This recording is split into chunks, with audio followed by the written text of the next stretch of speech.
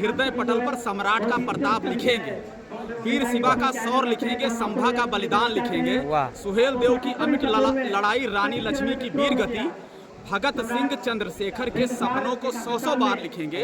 और अगर कुछ बच जाए, क्योंकि जो लोग यहाँ आए उनका हृदय बहुत विराट है, और अगर कुछ बच जाए हृदय विराट के मध्य अगर, और अगर कुछ बच भी जाए हृदय विराट के मध्य अगर, तो भारत का संविधान लिखेंगे, माँ भारती को प्रणाम लिखेंगे। वाह वाह, बहुत खूब सर, बहुत खूब सर।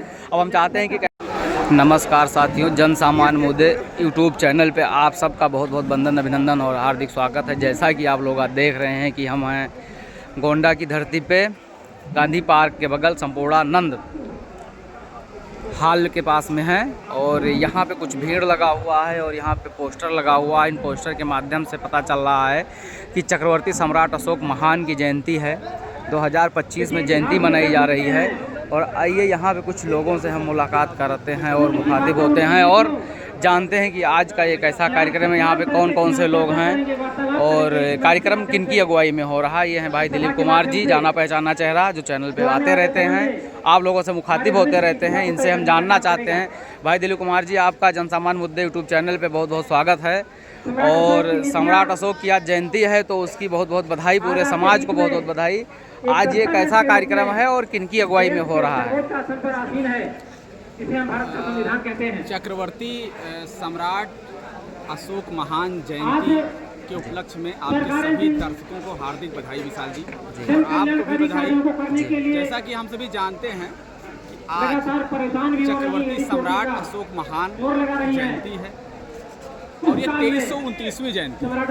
2329वीं जयंती है। आज के ही दिन 304 ईसा पूर्व पहले, 304 ईसा पूर्व पहले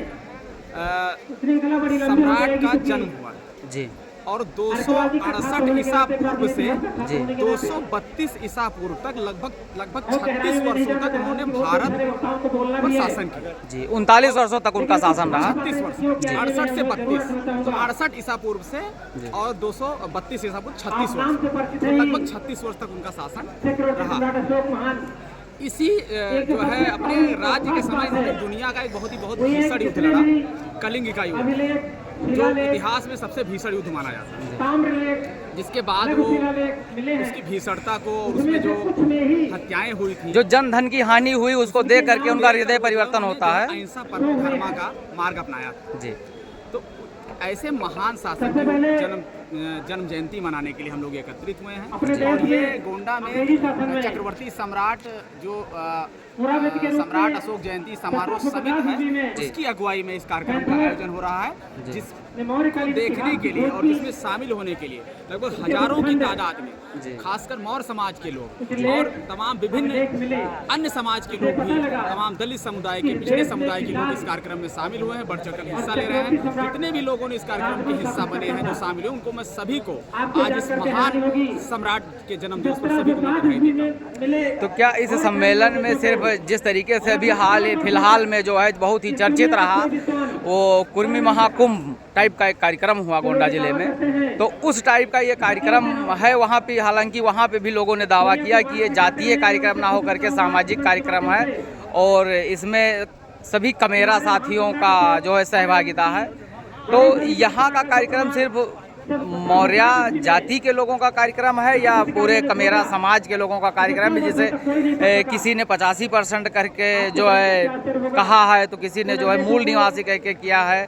तो इसमें मतलब जाति विशेष का कार्यक्रम है या सामाजिक कार्यक्रम सभी लोगों का है? पहले तो मैं ये स्पष्ट कर दूं कि जो लोग कुर्मी महाकुंभ को जातीय कार्यक्रम बता रहे थे जी, मैं जब कुर्मी महाकुंभ में गया तो मैंने देखा वहाँ जब मैंने बैनर देखा, तो बैनर में जो फोटो लगी थी, शिवाजी की फोटो लगी थी जी। तो शिवाजी किसी एक जात समुदाय के हैं नहीं, जो किसी कुर्मी जो है के जातीय दायरे में बांधना ठीक नहीं है। दूसरी उसमें जो तस्वीर लगी थी साहू जी महाराज की लगी थी, साहू जी महाराज को किसी भी जातीय समुदाय में बांधना उचित नहीं है जी।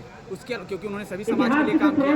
सरदार वल्लभ भाई पटेल जो एकता के प्रतीक हैं, राष्ट्रीय एकता के सूत्रधार रहे, आज़ादी के समय उनको भी किसी जात समाज में बांधना ठीक नहीं है। इसके अलावा वहाँ पर बाबा साहब डॉक्टर भीमराव अंबेडकर की फोटो लगी थी, उनको भी किसी जात समुदाय में आप नहीं बांध सकते। वहाँ पर महात्मा बुद्ध की फोटो लगी थी, जो लाइट ऑफ एशिया है, वो भी किसी जात समुदाय के जो है नहीं है, वो सभी धर्म समुदाय के लोग हैं जिनको मानने वाले, जिनके मत का सार ही है मानवता और वैज्ञानिक। उनको कैसे ये कह सकते हैं कि एक जाति। और दूसरी चीज, क्या इस कार्यक्रम की अगर हम बात करें तो क्या चक्रवर्ती सम्राट अशोक महान किसी एक जाति धर्म के थे? उनके समय में सहिष्णुता, उनके समाज, उनके राज्य में समरसता, उनके समाज में पंथ निरपेक्षता, जहाँ तक मेरा अध्ययन रहा है, सम्राट अशोक महान के 84,000 जो बौद्ध स्तूप हैं, उनके तमाम शिलालेख हैं, उनमें कहीं भी किसी भी प्रकार के जाति या धर्म का उल्लेख किया ही नहीं गया है।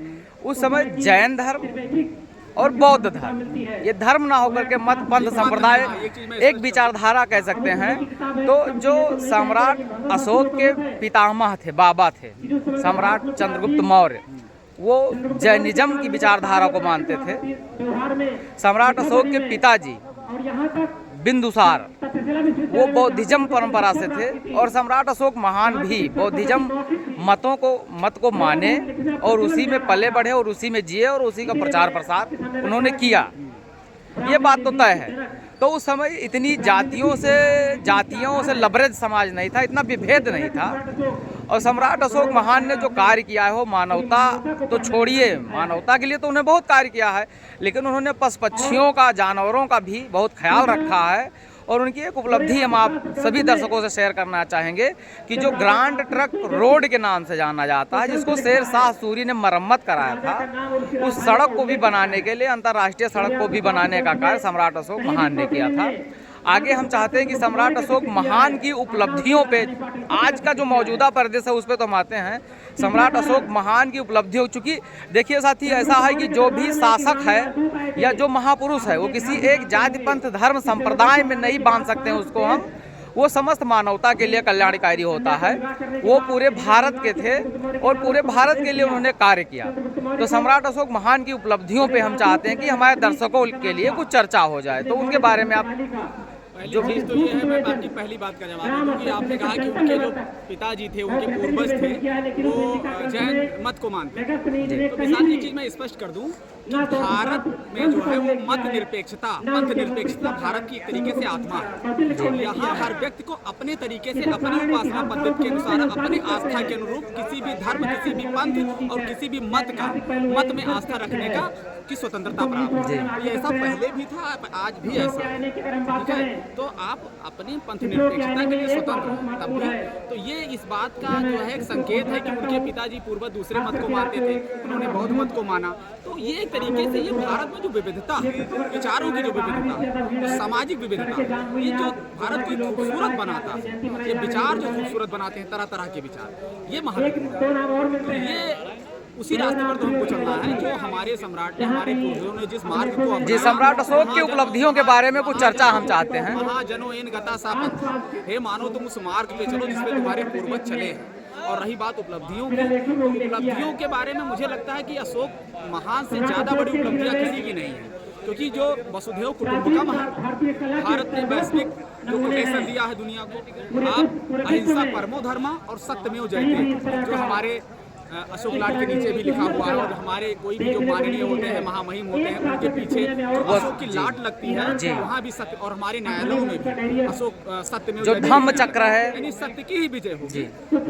तो कुल मिला के ये जो उपलब्धियाँ उनके नाम हैं कि उनका राज चिन्ह है, अशोक की लाट हमारे राज चिन्ह के रूप में प्रयुक्त होता है। अशोक का चक्र हमारे ध्वज का स्वाभिमान है, हमारे ध्वज के मध्य में सफ़ेद पट्टी में नीला चक्र अंकित है, ये हमारे तिरंगे का स्वाभिमान है। और उसके बाद उनके समय में सर्वधर्म समभाव की बात होती थी। और सबसे खास बात कि अगर भारत कभी सोने की चिड़िया था तो अशोक के ज़माने में था। जो हम सोने की चिड़िया की कल्पना करते हैं वो अशोक के समय में ही भारत सोने की चिड़िया था।